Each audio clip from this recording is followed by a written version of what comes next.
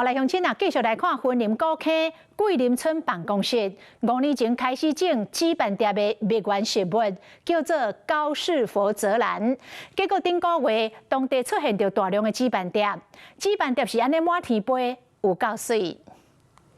规人拢互纸板碟围咧，这是古坑桂林黄金山游戏园区村办公室，为差不多5年前开始种这款椰仔爱食的灭原食物高士佛泽兰，所以讲沿路拢当看到这个椰仔伫飞。水保署的吼，也嘛甲咱做一个蝴蝶谷，这纸板地咧，一年比一年搁较济。为天气烧热开始到年底，拢当看到纸板碟，因为桂林有真舒适的步道，有袂少乡亲会透早去散步。